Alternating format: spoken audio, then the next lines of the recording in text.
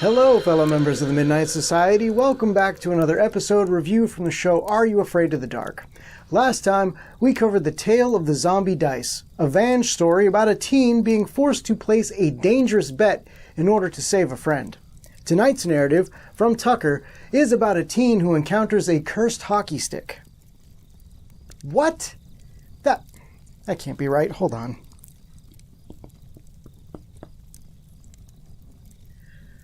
Blah, blah, blah. Cursed hockey stick that can't miss.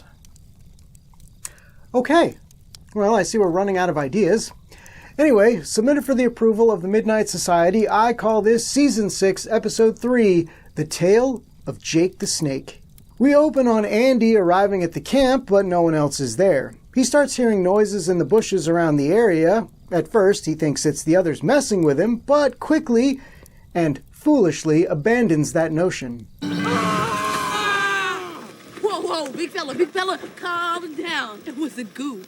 Oh, I didn't know Quinn and Jam were acquainted. Hey, we're just having a goof. The masked individual is revealed to be Tucker, who claims that the mask is for his story. A creepy hockey mask? I'd be excited that we might be getting a slasher-esque episode if I didn't already know we were dealing with a cursed hockey stick. Anyway, Tucker starts the preamble for his story. What would happen if your friend were in danger? And the only way to help him would be to put your own life on the line. Well, just based on the dynamics of the Midnight Society members over the years, you'd leave your friend to die while you ran screaming for the hills. Okay, fine, I'm out of here. The tale opens on our two main characters trying out for the high school hockey team. Wait, time out. There are high school hockey teams? And I'm not talking about like teen hockey leagues that you would play outside of school, but like actual school teams. Like, I get having a basketball or a football team, like all you need for either of those is a gym or a field of grass. I mean, hell, even the school I went to in the middle of the desert could manage a grass field for football. But a hockey rink is a huge expense with a huge upkeep. And I'm not saying it's impossible, it's just blowing my mind right now. If your high school had a hockey team, let me know in the comments. And if so, did you have a rink at the school, or did the school rent out space from a local ice rink? I have to know. Really? Our two main characters are Zach and Wiley, who are best friends. Apparently, they've been practicing a lot to make the team, only Wiley isn't doing so well at the tryout, and I mean, it certainly doesn't help that it seems like he's getting singled out by somebody. Come on, let's go. What are you waiting for, huh? Come on, back off, Duchamp. I see Duchamp leaning into the douche side of his name, or maybe he's trying to start a heated rivalry situation? Who knows? Anyway, after the tryout, in the locker room, Wiley is completely deflated, while Zach plays cheerleader. Wiley, I'm telling you, you're good enough to make this team. We both are. Just come back tomorrow ready to bust it. The coach tells Wiley to get some ice for his nose, so he goes to the abandoned supply closet? ?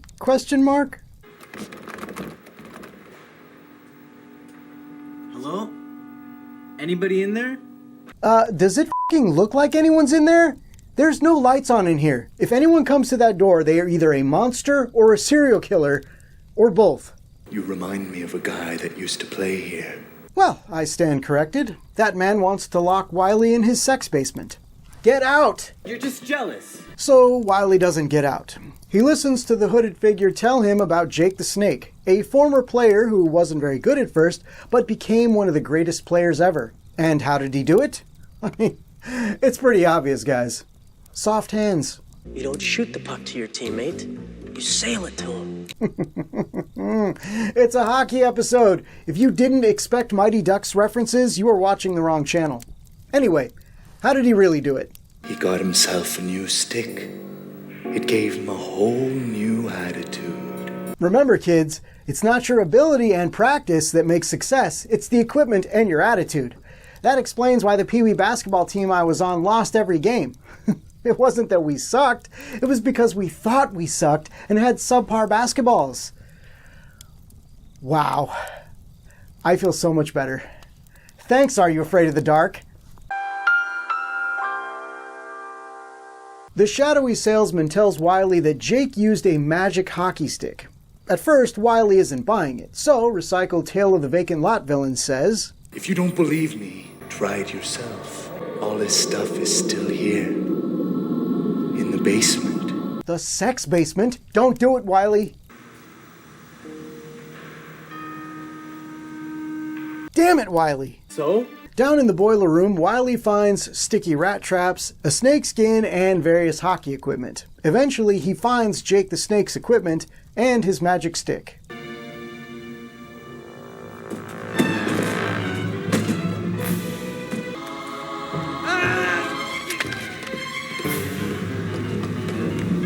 Dude, a couple of boxes fell when you moved something. What are you freaking out about? I mean, I'll give you the rat trap. That would be disgusting, but why did you put your arm up there anyway? Give me a break. The next time we see Wiley on the ice, he has gone from District 5 skill level to a top member of the Hawks, including their attitude. Final cut, you nervous? Kidding? The coach would be crazy to cut me. Yes! That night, when Wiley is getting ready for bed, he starts to notice something odd.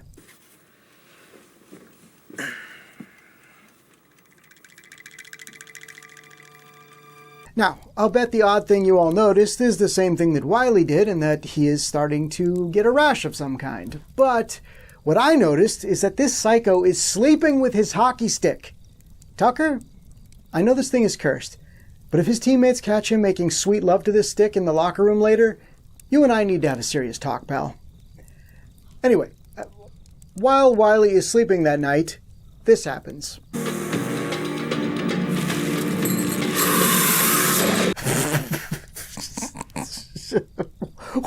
What the f*** was that? Surely a snake puppet would have looked better and cost less in 1999 than that.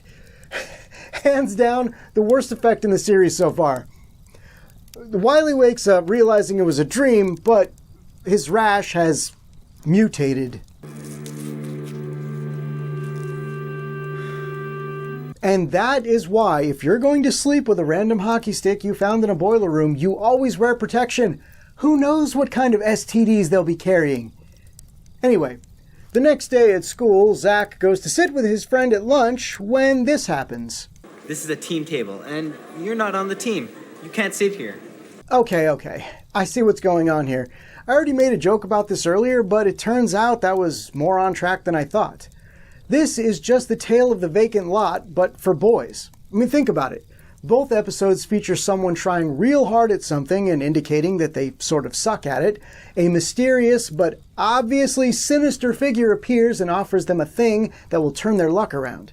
After taking the offer, both characters start turning into jerks. Skillful jerks, but jerks nonetheless, all the while their bodies start turning them into a literal monster.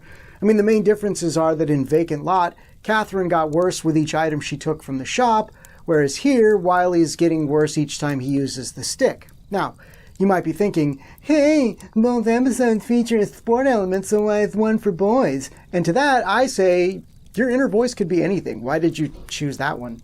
And also, sure, they both feature sports, but only Vacant Lot had a significant portion of the plot devoted to beauty and getting a boy to notice the main character.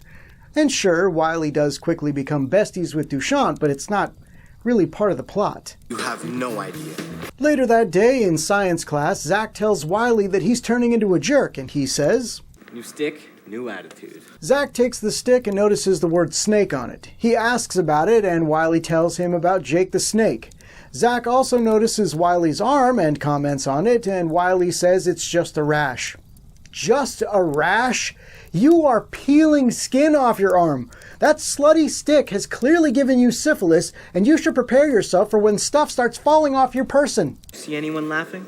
Anyway, Wiley notices one of the lab mice and comments on how cute he is. Really, Wiley? First the random stick, and now this mouse you just met? Does your depravity know no bounds? Hey! What are you, demented? Okay, that is not where I thought that scene was going, but disturbing nonetheless. Wiley goes back to the creepy storage room demanding to talk to the mystery figure, only unbeknownst to him, Zach has followed him. He tells the figure that weird stuff is happening, but is easily swayed to ignore it. You could be great. You could even be a pro. Pro? I know you could argue that once Wiley or Cat in Vacant Lot started using the magic, it had some sway over them, but I mean, each one still had enough sense to question what was happening to them at some point. I'm sorry, but even if a stick made me the Adam Banks of hockey players, the moment my flesh started flaking off and I had a hunger for mice, I'd stop using it, and knowing how magic works, I'd attempt to destroy the cursed object. We know that Wiley doesn't do that because he hasn't turned into enough of a snake person yet, so while he goes to play a hockey game, Zach heads to the boiler room to investigate. Who are you? Okay, cut. Why don't we break for lunch and, Ricky, why don't you think about that line delivery and, try to do something different next time. Who are you? In the basement, Zach meets our mysterious cloaked figure. My name is Jake the Snake.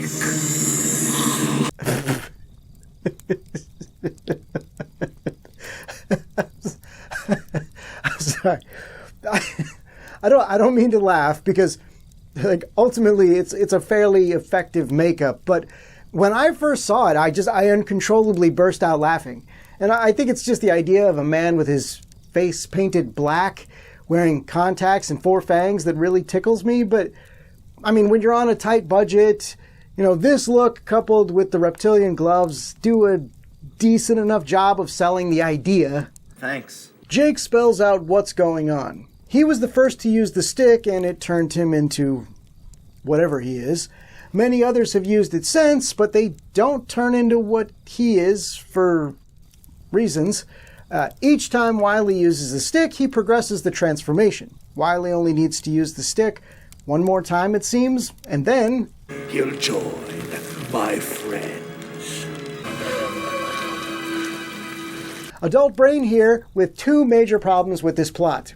Did you see how many digital snakes were in that pit? I think somebody would have noticed if like 30 to 40 teen hockey players went missing from the same school in the past 50 years. And I'm just basing that time frame on the look of Jake's gear that Wiley found in the basement and the fact that the building itself doesn't look that old. The hockey program would have been shut the f*** down after the first handful of kids went missing, and even if they didn't for some reason, it would be a well-documented urban legend that everybody would know about and nobody would play hockey for fear of going missing. Secondly, as we're going to see in just a bit, the final transformation starts almost immediately after the stick is used. Wiley was supposed to be playing at an away game. I think somebody would have noticed if the star player turned into a snake on the ice, and this likely would have happened every other time someone turned into a snake. Nothing about any of this makes any f***ing sense. I'm about to turn into Captain Blood about this whole episode. Everyone goes their own way, everyone falls down. Thanks, Gordon. They don't call you the Minnesota Miracle Man for nothing. Anyway, Jake puts in, I would say, the least effort I've ever seen to feed Zach to his snakes. Like, seriously, we just saw this guy teleport across the room moments earlier, and this time he's like, sorry, my stunt double's at lunch. Zach finds Wiley, who is trying to cover up his skin condition with zit cream. Or you used a stick again, didn't you? Scored 4 goals. Oh my god, this episode is driving me crazy. When we last saw Wiley, his fellow hockey player was saying this. Let's go, we got a game, the bus is leaving. Zach then immediately followed Jake into the basement where he said, Soon you'll take one final shot and the change will be complete. Obviously, this comes down to interpretation, but I took this as soon, meaning in the near future, aka at the away game. But I guess the episode meant soon, meaning not that soon, because the scene with Zach and Wiley must take place after the game. But even that I have a hard time with, because the way that Zach came running into the room made it seem like he went straight from Jake to Wiley, who by all accounts should be on a bus heading to the game. I can't with this episode anymore. I can't. I quit. You. Who are you? Mike Maxwell. From where? Southern California. And I'm Gordon Bombay, Minneapolis, Minnesota. We're Team USA, gathered from all across America. and we're gonna stick together. Coach? None of that makes any sense because I don't play hockey and I am too old to be a part of the Goodwill Games. But I understand what you're trying to say.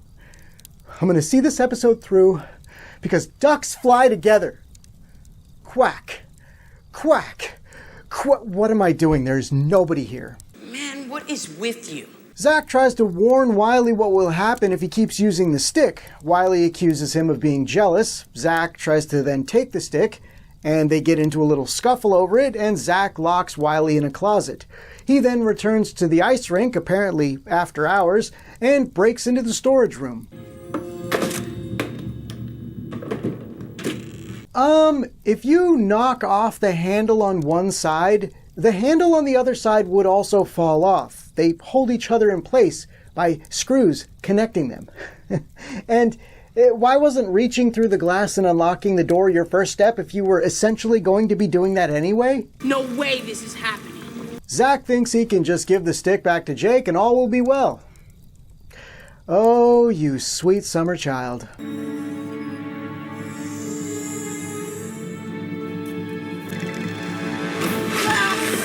So you have a snake puppet and still went with the awful digital one earlier?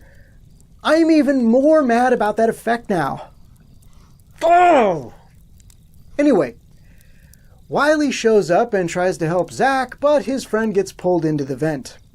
Wiley gets the stick and heads to the boiler room where he finds Jake hanging Zach over a pit of digital snakes. Wiley tells Jake to let Zach go, which is incredibly poor wording considering the predicament, but Jake counters by telling Wiley to take one final shot with his stick and become a snake.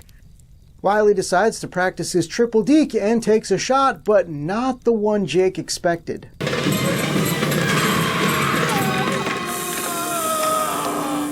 Apparently, Jake melts into the pile of snakes because that didn't look that deep.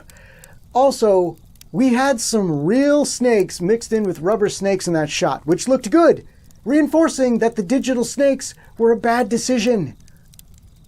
Since that was the last shot Wiley needed for his transformation, he starts turning, but not on Zach's watch.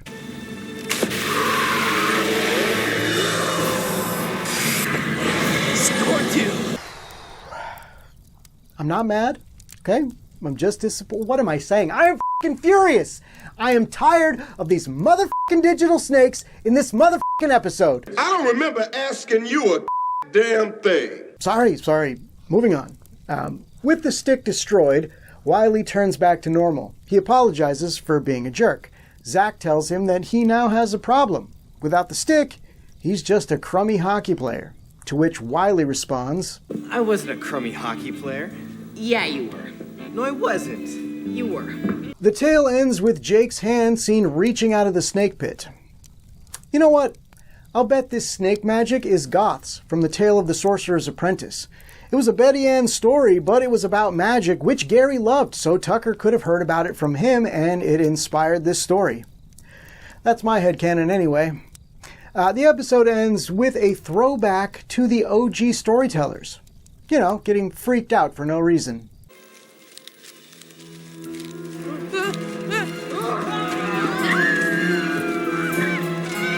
Okay, maybe not no reason. A tree moving that much on its own without any wind would be unsettling to say the least. This guy's pathetic. Now for the review. I don't know that I'll be shocking anyone by stating that I did not care for this episode, and I'm someone who loves hockey and snakes to a lesser extent.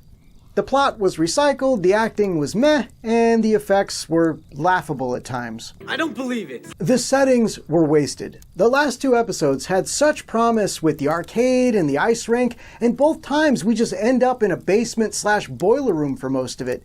It's like they wanted an excuse to feature an episode in a location without using the subject of that location. This episode might as well have had nothing to do with hockey, just as Zombie Dice had almost nothing to do with arcade games. What's wrong with this picture? The story. Well, as I stated in the recap, this was just the Tale of the Vacant Lot recycled, only I found this way more problematic. And I know these are adult problems because most kids aren't going to think about how silly it is for that many kids to turn into snakes and go missing with no one noticing, but Some will, because kids aren't stupid. Okay, some kids are stupid. Okay, that's just the law of averages, right? How else would we have stupid adults? And to be fair, some stupid adults get really far in life. How else can you explain the current state of the country? Anyway, I'm not even sure how I would fix this one because it's just so flawed. I'd have the writers start completely over. Lighten up. The scares. Another no scares episode. I suppose if you had a fear of snakes, there might be a couple of moments of tension, but the digital snakes and the snake villain who doesn't look particularly snake-like, especially when light would hit that makeup at just the right angles, didn't help anything. So what? The acting in this episode was not great. I wouldn't call it bad, but Wiley just didn't feel like he was giving us much in the emotions department. Zach was better, but he had some awkward deliveries and one moment that shouldn't have made me laugh but did, and it was in no way the actor's fault. The adult acting in this episode was good-ish. I'm not going to count the coach because he's barely in the episode, and as far as Jake is concerned, it's hard to get a real read on the performance because of the makeup designed to hide his face. The fangs also give his vocal delivery a challenge, as they always do for roles that require plastic in your mouth, but overall, I think he did a good job. Comes dinner! Tucker, the tale of Jake the Snake doesn't meet the approval of the Midnight Society. The Midnight Society members poll on this one was, at the time of recording this video, an unprecedented, even split, with 50% in favor of and 50% against. Since this has never happened before, I had to check the bylaws, and in the event of a tie, the deciding vote goes to me. I'm so excited because I haven't got to say this in a while, but suck it, Tucker! Oh, good one. Thank you to my patrons financially supporting the channel on Patreon: Jimmy Purcell, Rick Maxwell, Sean Hart, Jay Booth, Tony Evers, Jessica Tim, EC, J.R. Green, Emilio Flores, AJN, and Andy Exiled. If you want early access to videos as well as bonus behind-the-scenes content, you can join my Patreon for as little as $1 a month. Check it out at patreon.com/jackofallnerds. Who you talking to? This is where I typically list the names on screen of everyone who participated in the polling for this episode. Full disclosure, most of those names come from the Facebook poll where I can easily see who participated. Well, this time around, the Facebook poll had a total of 4 votes. And I don't know if that's just because there was a lack of interest in this episode or in just seasons 6 and 7 in general. Most of the votes were on YouTube, but YouTube doesn't show me who participates unless you comment, so I have a list of names only big enough to make a sort of a large flying V. They are Gilder K, Andrew A, Brian M, Eric A, Tony E, Headbanger142, Let's Go Blues 21, Mad Dizzle 90, Vanilla Bell ASMR, Catherine B, Michael P, and Lisa Marie LN. Thanks, everyone. I like you a lot. What did you think of Tucker's story? Did you see it as a kid? Would you sacrifice skincare for the ability to make a hockey goal? Let me know in the comments below. Be sure to check out the next episode on the tale of the virtual pets. Until then, are you afraid of the dark?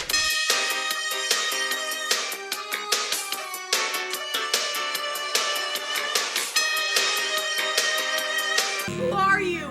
Thanks for watching. If you enjoyed the video, don't forget to give it a like and a share. Don't forget to subscribe and click that bell icon to be notified when more of these videos go up. And remember, if it doesn't say Micro Machines, it's not the real thing.